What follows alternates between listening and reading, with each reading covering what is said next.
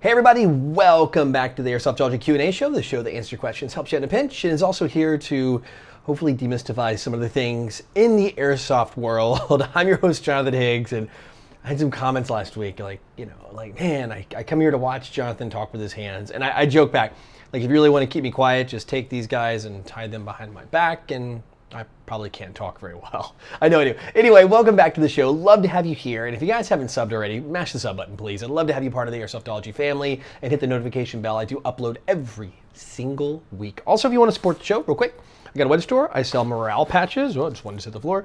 Got a bunch of stuff like this and a whole bunch more in the shop. Free shipping worldwide. So you pay the price and no cost in shipping, and it goes anywhere in the world, no matter where you live, except for like a few countries where it's not legal to ship to anyway.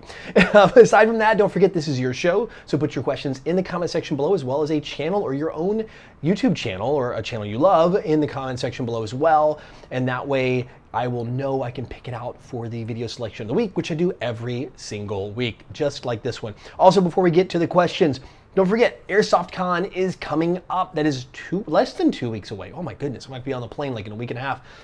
Less than 2 weeks away, I'll be flying into Los Angeles, California, going to EVIC, and going to be there for the weekend. AirsoftCon's officially on the 19th of October. That is a Saturday. It's an all-day event. It is free to enter, but you do need to pre-register. I think you can also, the first few hundred get like bags, and those may be gone already, I don't even know, but like the first few hundred people get like a free gift bag. You can also register for like the sack of Conness. There's like a bunch of cool stuff in there. And then of course, there's a lot of crazy deals going on inside of the store all day long. And plus, I'm gonna be there with a bunch of other airsoft YouTubers and Instagrammers and all that. I'll be hanging out, I'll be a part of a panel, some other stuff going on. I think there's like a costume contest we do every year. I think we end up judging, but also there to hang out in the crowd, just kind of wander around, a la Adam Savage, except I won't be in costume. I'll be just like this and just hanging out and talk to every single one of you as I go experience the con booth to booth, just like you do too. So just come find me there, come say hi and ask some questions. Anyway, enough about all that. Let's dive on into what you're really here for, and that is your questions in the Tippmann mail call. Amber's Hangout writes, what's the dumbest thing you've ever seen someone do in airsoft? I saw a group of kids who constantly blind fired and removed their masks at a recent game. Yeah, taking your mask off, pretty high up on the dumb list. I'm gonna say that. I think we all know that that's like the #1 rule and a quick way to get the blind man call, which I don't know if you guys and gals know this, definitely call blind man. It's like you yell blind man, that means somebody's taking their glasses off, they got knocked off, and everybody should stop firing. I don't know how that translates to other languages, but most fields have a blind man call if somebody loses their goggles or glasses, or just is being dumb and takes them off. Now for me, the dumbest thing I've seen is we were playing a game back at my home field, rest in peace, Bad Karma Airsoft, it's gone. So sad. Anyway, it's an outdoor field, quite big, I think like 32 acres. If you guys don't know what an acre is, it's a lot of land. So it's a big field, very tall trees, all grown up. And at the start of a game, people kept getting hit and like, oh man, I kept getting hit. The guy's in the tree. And I'm like, where? Behind the tree. I'm looking around. He's like, no, up in the tree. And sure enough, like 20 or 25 feet up in the air, there he is with his rifle shooting people from the top of a tree. Now, needless to say, that is not going to be something that's allowed. He literally climbed the tree, this player did, all the way to the top, and then started shooting people. So just imagine the safety concerns there. That's gotta be like the dumbest thing I've seen. I've seen people bring like knives on the field, which are like just part of their loadout, but I was like, is that a real knife? I don't think that's a smart thing too. There's some safety concerns, but I think the dumbest for me is definitely somebody climbing a tree and sniping from it, especially at like just a regular pickup game in a field that holds standard insurance. That's a big no-no. So needless to say, we stopped the game, got the guy down, did a little re-education.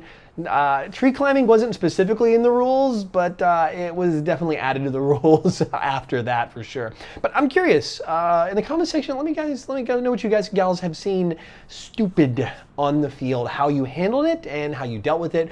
I know a lot of you are going to say like fights. I've seen some crazy YouTube videos around that and things like that, but I'm curious, is it something like that? Is it something like climbing a tree? Is it like mask removal or goggle removal?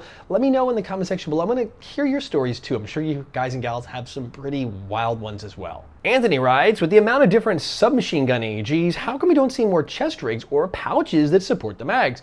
I found only 2 different brands that have an okay chest rig fitted with mag pouches for the SMG mag style. I'm running a TK45C from KWA, the first AEG, with no regrets. I've seen a lot of those TK45 AEGs out there floating around. It looks kind of cool. I kind of like the style, but it definitely, you guys knew KWA made the Vector. There's definitely some Vector definitely some Vector styling in there. You can tell. I mean, definitely that they used some of that from when they used to make the GBB Vector, because guys get able to know that the KWA made the GBB Chris Vector back in the day for Crytek, or for Chris Firearms and Crytek as well. So anyway, so it's a pretty cool gun. I've seen it in action. You got super popular ones like the ARP9 from G&G. I think everybody's at this point got some flavor of submachine gun, and of course I have my own Vector, the AEG Vector. I've also got an MP7. I should have put it out, or one of those two out. Instead I got my 416 here. And I agree with you. I've been running into the most difficult time finding pouches for that. I know you can get some tacos, which are the High Speed Gear Inc. The tacos, they have the tall ones, which are specifically designed for submachine gun magazines, the tall magazines. Those work really well, but man, they can be pricey, expensive. I don't know if the Scorpion mags, I had some Scorpion mags and they're okay, they work. They're like the shorter pistol ones, they're okay. And there are a few other rigs that are SMG set up. I think your better bet is gonna be taking something like a Haley Strategic rig or a placard and having the insert. They make submachine gun inserts for that, like MP7, so you can fit the mags. So basically they Velcro apart, you put this insert in and then you squeeze the Velcro and it locks it in, because it's got Velcro in it too. So, and then you can change out your inserts. So you've got one chest rig and you can put 4 submachine gun mags in there, like 4 MP7 mags across the front. And then if you're going to be running your M4, like this guy here, my 416, you can Velcro it apart, take it out, put the next one in. Now I can run M4 mags, and then you're going to run 3 M4 mags, or if you're running something heavy that's like 308, like a DMR, you can get 2 of those in there. So it's interchangeable inserts. I love that style, love that design. I think that Haley rig is definitely the way to go, just my opinion, if you want something that's versatile. But again, it's going to set you back. I mean, you get what you pay for, but you're going to pay for it just because it is a premium piece of kit. But I like something that can work with everything. So if you buy something very specific and it works with this, and then you get something later, then you're maybe kicking yourself going, oh, now I got to buy a different rig or different pouches. I'm kind of now at the point where I play so much that it's this way. That said, I think you can sometimes get some of the mags, they're not too long, like the new ARP9 mags, 2 into an M4 pouch, like side by side. But once one comes out, then you run into an issue where the other one kind of flops around and you could lose it. That could be an issue. But so overall, I agree with you. It's really difficult. I really wish there were more companies who were going to be coming out with that. I think the problem is that most of our gear comes from the real world, like the firearms guys, right? And most people aren't running submachine caliber with the big mags, and they're wanting to do a loadout around it. It's a very specific subset of the military or law enforcement that are using that caliber round in a SMG when where they need that loadout. So a lot of the gear companies just don't make it. Unfortunately in Airsoft, well, fortunately in Airsoft, they're becoming wildly popular for a lot of good reasons, and I would love to see it. So I think I will look more at the Airsoft companies to maybe try to design something, especially the house brands, like Evic has Matrix. I forget what some of the other shops, they all have their own house brand for their gear, like that, and they're usually working with factories on their own. I'd love to see them bring more gear that does support that submachine gun loadout in the future, and we can maybe see some more of that out there. Let's maybe put some requests in. Maybe I'll actually have a chat with the guys over at Evic when I get there and see if they've got something cooking. I can give you an update here in a few weeks after I come back from America. Brittany Massey writes, what's your take on speedsofting becoming a more prevalent sport now than it was a couple years ago? Even though I'm not a huge speedsoft player, it's not my thing. It's not how I enjoy playing airsoft as much. I mean, don't get me wrong, airsoft's airsoft. Airsoft's like, even the worst airsoft's like eating cold pizza. It's still pizza, right? It's still good. But for me, I do prefer, given the option, more skirmish. I like those skirmish style games versus speedsoft. That's just still my core, what I love very much so. Or just playing some good, battle royale, not battle royale, but like team deathmatch kind of stuff in the indoor, but not going full on speedsoft. I'm not that athletic. I mean, definitely is a sport. I think the way we were moving, we're getting there. I don't think we're quite there yet. I think there's some leagues. We're starting to see some organization. You're starting to see international organization around certain leagues.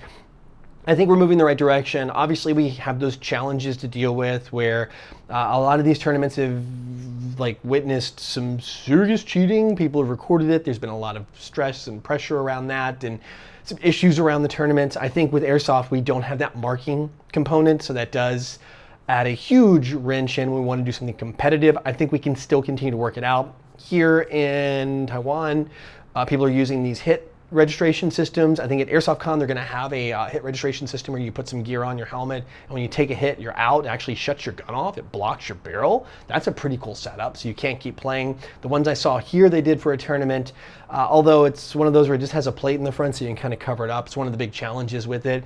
I think the system that Evic was showing is probably one of the better ones because there are multiple places to get hit, and it literally shuts your gun down and lights up your helmet and everything when you're out. You can't fire anymore, which is awesome. I think that's one of the better things. So then you're definitely out of the game. You can't well, I got you first. Well, no, your gun stopped shooting and my system didn't go off. So I think that's a good solution. I think we're getting there. I think we will get there, and I think we're getting close. But I think more and more we can do things that are organized. Maybe show people this isn't a bunch of people running around training to be in the military. That's usually the fear that the negative people that speak about our hobby and sport do. They're like, oh, they're using real guns. It's scary, and there could be big problems. I think when you look at Speedsoft, it's definitely not that. I mean, everybody's typically not dressed tactical out, at least not that much, and it looks a lot less, I think to the casual observer, it looks a little more like a sport, which it really is. I mean, there's a lot of athleticism that goes into these big teams that win these tournaments. These guys are in killer shape, way better shape than me. That's believe it. And there's a lot of skill to it. I mean, definitely pro level paintball players, same, the athleticism and the skill and the coordination, the ability to shoot and run and slide, all that stuff. That's what adds up to be a real sport, the athleticism to get you there. So I think overall it's good. I think we're getting there, and I think give it a few more years for this hobby and to hammer things out, and we could definitely have our own niche that really is truly a sport. Well, that's it for questions this week, which means it is time for the Code Red Headsets video recommendation of the week. And this one comes from Stu Baca. Yes, this is Stu. He's actually one of my neighbors here in Taiwan, actually. He lives over in Hsinchu. I always never pronounce that city right. Hsinchu. It's on the coast. It's not too far from, it's that way. That way, I think, yes. He's not too far from here. He's actually one of kind of a group I come and hang out and play with a little bit. And he was like, hey man, there's a new guy in town. I haven't gone and played with them in a while, called Noobsoft. And he's definitely gonna check him out. He's putting out some good content, and he's really focusing more on the Speedsoft, since we talked about Speedsoft earlier, the Speedsoft side of Airsoft. And I was like, okay, I'll check him out. Let me give it a shot. And I was like, hey, this guy's good. I've never seen the videos yet. And I kind of play with the group. So obviously I haven't played with him yet. I need to go back out and play some more. He's got some videos up at Action Bunker, and I think most of the stuff he's playing there. I think he plays at Linko a little bit, but most of the videos are coming out of Action Bunker. And one of his videos talks about the hit detection system. When we were talking about the Airsoft as a sport, Speedsoft as a sport. They actually had a tournament here. He kind of showed some stuff. He participated in the tournament, which was just last weekend, I think, at the convention, the camo show. He participated in the tournament, and I don't think the team won, but had some good feedback on their system and maybe working through it. And he's gonna have some future videos around that, and you can get to see this other system they're using here. But overall, a great channel. I think it's good. The great video montages, a little bit of humor tossed in, all the good stuff. And he doesn't take himself too seriously. All the boxes that I always look for when I'm looking for a channel to help share with you guys and gals. So anyway, I mashed the sub button over there. If you guys like what you see, definitely go ahead and do the same. And if you did, just go to the video, which is the links in the comment section or the description box below, or it would have popped up in the corner over here. Click it when you watch the video. Leave a comment in the section under the video, his video, and let him know I sent you over there. All right, that's it. Thanks a bunch, and I will see you all next week. Don't forget, web store, patches. You know, we got stuff. Free shipping worldwide, affordable prices too. So that helps go support the show here and get you something cool in return. You can add your patch collection, make it even bigger. Also, don't forget your questions down in the comment section below, and like, comment, and hit the sub button here if you haven't. I'd love to have you part of the family so you can get updates every single week. In fact, the camo show thing I talked about, I'll be doing a video on the camo show. I'll be working on it this week. It'll be going up, as well as some reviews. I'm going to be pumping out quite a bit of content this week, and I know you all have been asking about the Striker video. You saw it it was in my background last video. It is coming. I'm doing the Striker video. It's going to be up in probably right about the time I come back from the States. It should be around the time on that one. I know it's been once long awaited. I just wanted to get it done right, and I've been kind of putting off doing some of this stuff. I need to really do some outdoor shots with it, and with the range, it's a little harder here in Taiwan to find a space you can shoot that far, but I think I've got it all hammered out for it, and we should have it up soon. Anyway, until next week, go out, play some Airsoft, have some fun, but no matter what you do, call your freaking hits.